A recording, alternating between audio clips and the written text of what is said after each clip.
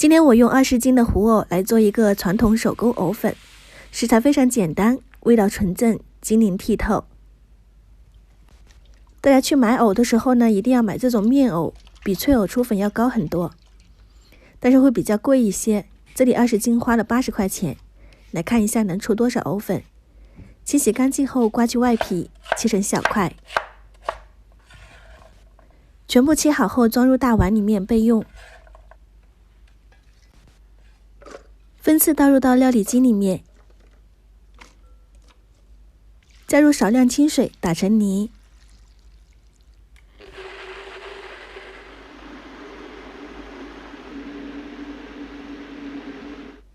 打好后倒入到纱布里面，不需要打得太碎，留一些藕碎我们可以留着做面藕丸子，把里面的水分挤出来。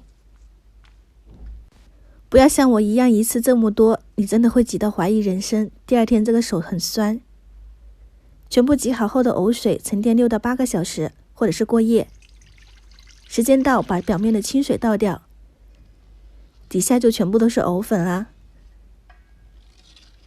全部刮出来，放到木板上面摊开，风干晒1天或者是1夜。如果天气不好的话呢，也可以放入烤箱低温烘干，参考温度是60到80度，烘1个小时到2个小时左右。藕粉晒干后稍微捏碎，或者是打碎，用筛网过筛一遍会更加的细腻。大家也可以用搅碎机搅碎。接着在里面加入综合坚果、枸杞、干桂花，还有冰糖碎，搅拌均匀。这个就是李子柒版本的桂花坚果藕粉啦。装入玻璃密封罐中。无糖藕粉的话呢，就不需要过筛，直接装瓶。2款手工藕粉就做好啦，粗粉大概是1斤左右。储存方式的话，放闭光处密封储存。接着来冲泡，2勺藕粉，2勺冷水，稀释融化就可以啦。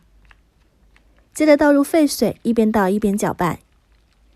水温不能低于90度，否则冲泡不会成功哦。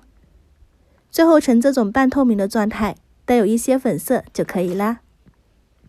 早上冲上1碗，好好养养胃，味道非常不错。无糖版本的话呢，也是一样的工序，2勺藕粉，2勺清水，开水冲泡，最后呈这种浓稠半透明状态。里面可以加入蜜豆、山楂片，孕妇的话呢就不要加啦。搅拌均匀，这个就是街边非常火爆的藕粉小吃啦，味道非常不错。家庭版本的话呢，可以加入糖桂花，搅拌均匀就可以了。味道呢也非常好，淡淡的甜味，还有桂花香味。其他的方式的话呢，还可以加入水果麦片，甚至你想吃的任何其他都可以。以上做法呢，供大家参考，想吃的话呢，可以收藏起来试一下哦。喜欢我的视频就关注我，我是夏妈，我们下期再见。